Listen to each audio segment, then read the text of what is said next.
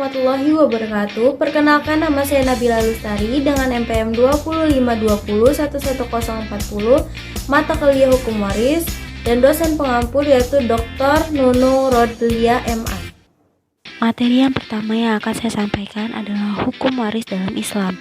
Pengertian warisan adalah harta peninggalan seseorang yang telah meninggalkan kepada seseorang yang masih hidup yang berhak menerima harta warisan tersebut. Lalu hukum waris adalah sekelumpulan peraturan yang mengatur hubungan mengenai kekayaan setelah wafatnya seseorang. Seseorang yang berhak menerima harta warisan disebut ahli waris. Dalam hal ini, pembagian harta peninggalan ahli waris telah memiliki bagian tertentu seperti yang tercantum dalam firman Allah Subhanahu wa taala. Selanjutnya, dalam firman Allah Subhanahu wa taala sebagai berikut. Bagi laki-laki adalah hak bagian dari harta peninggalan ibu, bapak, dan kerabatnya, dan bagian wanita ada hak bagian putri dari harta peninggalan ibu, bapak, dan kerabatnya, baik sedikit ataupun banyak menurut bagian yang telah ditetapkan. Next, ahli waris adalah orang-orang yang memenuhi syarat untuk mendapatkan harta warisan dari seseorang yang telah meninggal dunia dan meninggalkan harta warisannya. Syarat sah menjadi ahli waris adalah 1. Yang menerima warisan dalam keadaan masih hidup. 2. Memiliki hubungan darah. 3. Adanya hubungan perkawinan. Selanjutnya, dalam hukum waris Islam terdapat 2 yang mendapatkan warisan, yaitu pertama, ahli waris laki-laki berjumlah 15 orang dan yang diutamakan adalah bapak, anak laki-laki, dan suami.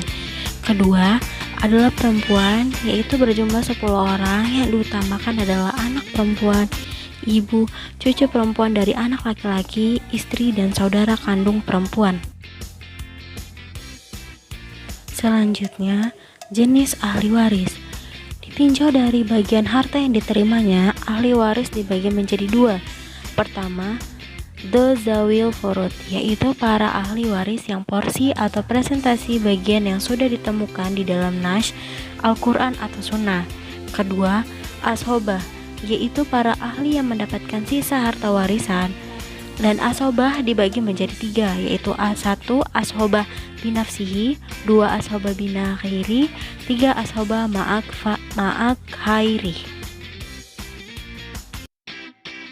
Ahli waris dzawil furud yang berhak mendapatkannya. Pertama, anak perempuan akan mendapatkan setengah jika tidak bersama anak kandung lain, dan 2/3 jika 2 orang atau lebih tidak bersama anak laki-laki.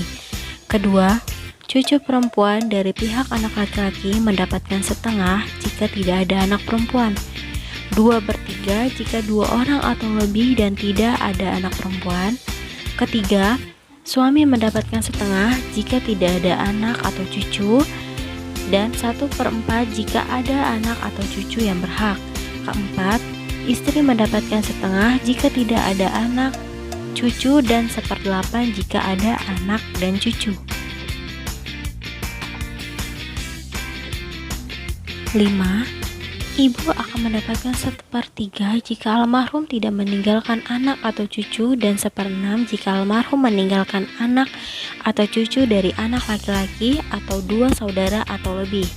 Keenam, bapak akan mendapatkan 1/6 jika almarhum mempunyai anak atau cucu dari anak laki-laki.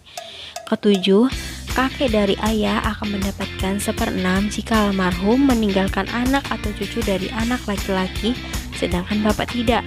8. Kakek dari pihak ibu atau bapak akan mendapatkan bagian ibu jika ibu tidak ada.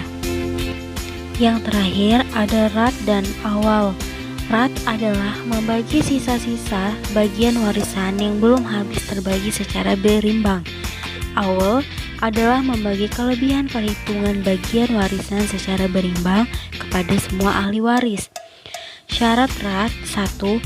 Ada ahli waris dzul farad, artinya ahli waris yang telah mendapat bagian pasti yang bagian-bagian tersebut telah ditentukan dalam Al-Quran Surat An-Nisa, atau sebagaimana pula telah disebutkan dalam komplikasi hukum abad Islam ketiga yang diantaranya anak perempuan yang tidak didampingi laki-laki, ibu, bapak dalam hal ada anak.